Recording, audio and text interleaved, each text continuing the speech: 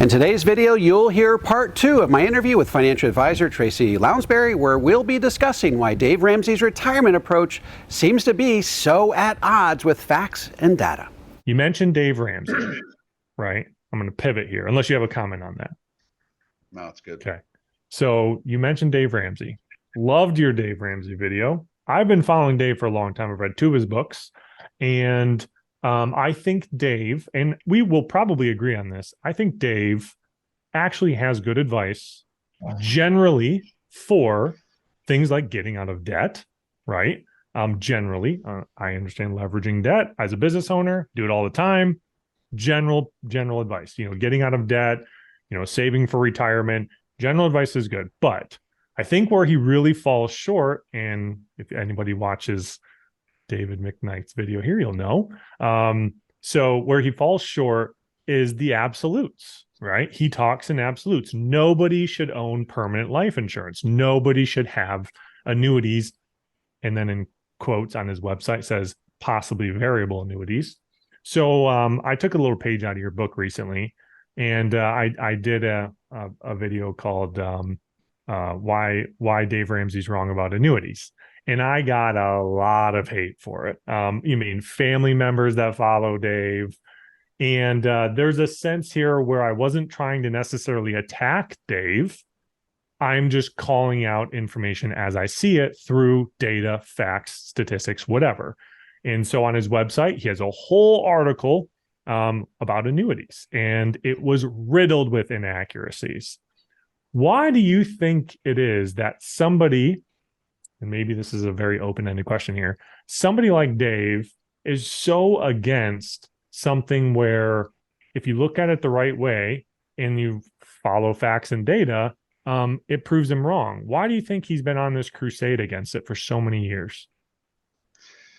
I've actually got some very clearly formed thoughts about this. I'm actually writing a book about why Dave and other financial gurus say the things that they do. Okay.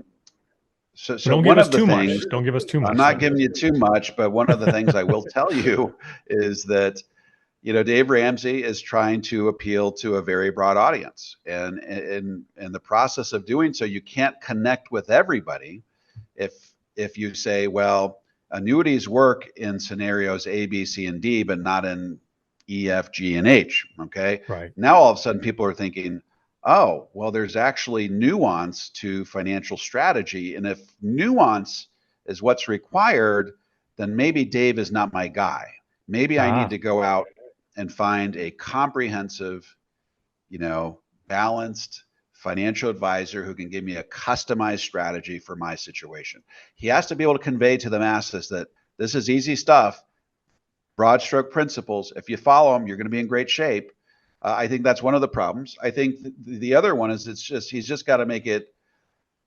Let me just give you a specific example for which Dave has gotten a lot of heat over the years. He says, and I'm sure you're familiar with this, he says that if you have an all stock portfolio, you should never have any bonds ever, even when you're in retirement. Have an all stock portfolio, you'll average 12% per year. Therefore, you should be able to take 8% withdrawals per year, which is double what the industry standard, the gold standard of the 4% rule is. So he's saying 12% rates of return, 8%, 8% sustainable distribution rates. One of the reasons that he does this is because he's speaking to a lot of low income, high debt viewers. Okay. Right. And if he says you're going to get 8% growth and you can only ever take a 4% distribution rate, then that's going to put retirement so far out of reach for these people that they may not even ever get started. However, if you say, $300 a month over the next 30 years at 12% per year, you can then take an 8% distribution rate off that corpus of money in retirement. Now, all of a sudden they're thinking, wow, this is a lot easier than I thought it would be. And maybe they're more inclined to make that first investment. So, and there's 3 or 4 other reasons. Dave Ramsey is, he's purposely set up a very antagonistic relationship with the mainstream financial advisor community because he wants that adversarial relationship. He wants to peel off clients from the mainstream financial community so that they start following him. That's the name of the game. It's expanding Dave's empire. So Right. that's what it's all about. Now, all financial gurus employ these types of strategies to some extent, but Dave is the king. And so Right. when it comes to annuities, it runs counter to his general worldview that stocks are the only way to go. I mean, if he's against bonds, he's certainly going to be against annuities. And if you can get Right. 12% return, why would you want to lower yourself to Yeah. 5 to 7% returns that you could get in an annuity? And if you're always going to get 12%, you don't need to worry about longevity risk. So why would you need, why would you need guaranteed income for life? So those are just a couple of my thoughts. I'm fleshing it out in a full long form book. But yeah, I mean, he's a real piece of work. Yeah, when you come out with that, you'll definitely have to let us know so we can share the daylights out of it. That would be great. I love that. And I can throw, it's funny, I can throw probably Ken Fisher in that same kind of type Oh no, category as well. Ken Fisher's in there too. I've already written a chapter about him. Yeah, perfect. Love that. Okay. Yep. So something, and because those can be more, it's definitely more geared towards the advisor and the consumer here, but one thing that we hit on a lot, and I'm going to go back to Dave here. Something that I did was I took the top 25 performing mutual funds over the last 30 years and I back tested them to get an average. Okay. This is something that I do a lot of because I want to see best case scenario. What would I have done? We're talking absolute best case. And the average rate of return was 12.32%. Okay. Over the 25 mutual funds. Right. So that right there shows that when somebody says that it's 12% average, okay, in the best case scenario, right? Now taking 8% out over the last 20 something years, you actually reduced your principal by, I think it was like 3/4. You're down to like $250,000 or somewhere around there. Right. So that type of data, when you change that average by 1 or 2%, you go broke. And why you go broke, and this is a huge principle, and I wanted to ask you about it. The biggest part of what we do, I would say, and I hate to use this term, but I'm going to use it, selling point, okay, but bear with me on that, okay, is sequential returns risk or sequence of returns risk, right? How important, and for those of you who are watching this, sequence of returns risk is basically, it's telling you that the average really doesn't mean anything. It's all about the sequence of the return, 20% up, 20% down, what that sequence looks like over time. That's why there's something called the 4% rule with inflation added to it. So knowing what that is and how detrimental that can be in retirement, and I would argue that it's, paired with longevity risk, probably the biggest key factor in why people run out of money in retirement. Do you feel like that for you when it comes to IULs, annuities, everything that you do you think that that's one of the biggest points, or are there multiple here, or is that one of the big ones? Yeah, it's a pretty big point. I mean, the reason why we're constrained by the 4% rule, some people call it the 3% rule, is because of sequence of return risk. It's the order in which you experience returns specifically in the first 10 years of retirement. That's where it's a real killer. You get past the first 10 years of retirement, the sequence of return, it's not as severe in terms of sending your retirement into sending your retirement balance into a death spiral from which it never recovers. The first 10 years is where you really have to protect yourself. Okay.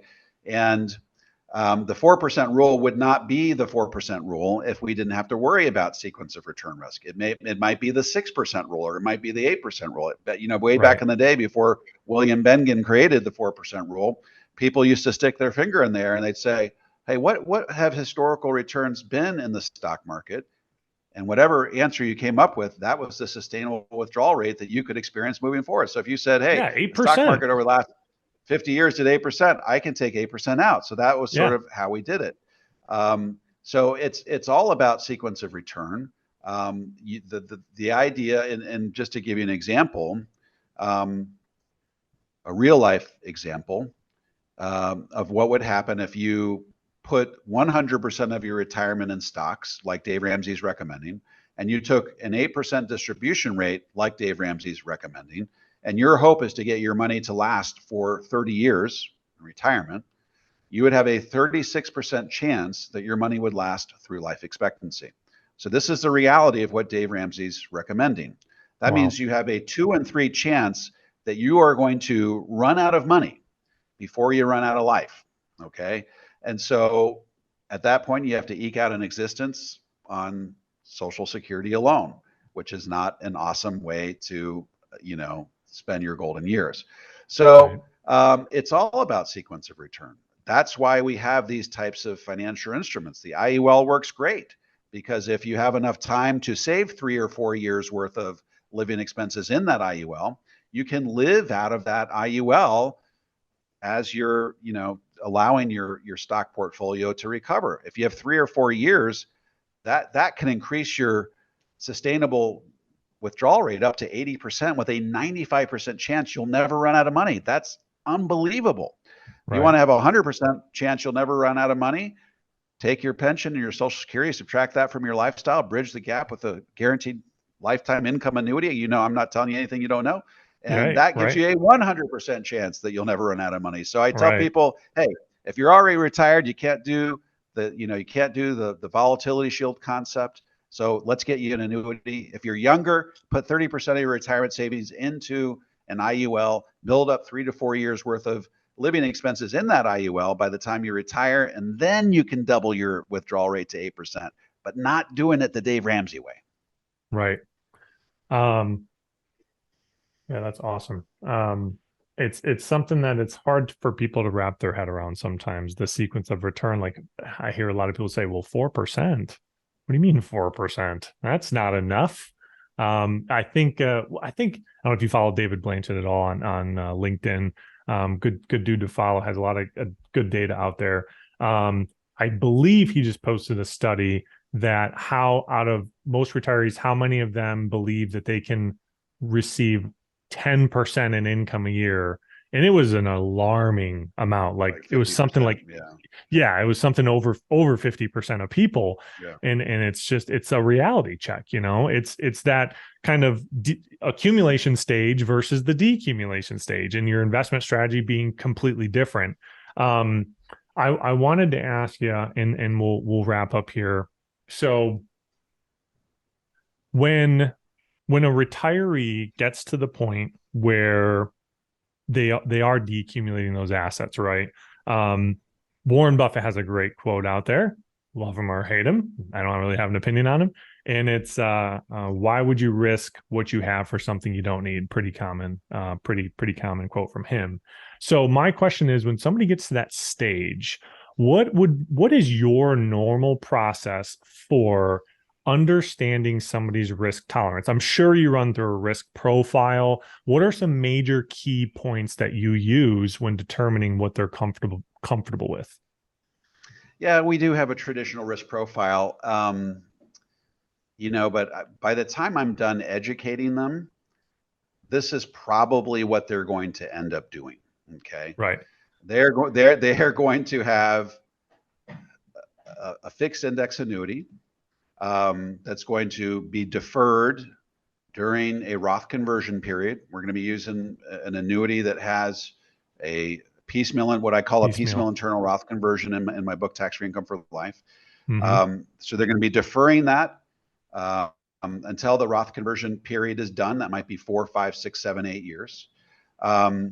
And then once they get to the point where that Roth conversion is complete, they're ready to draw income out of that.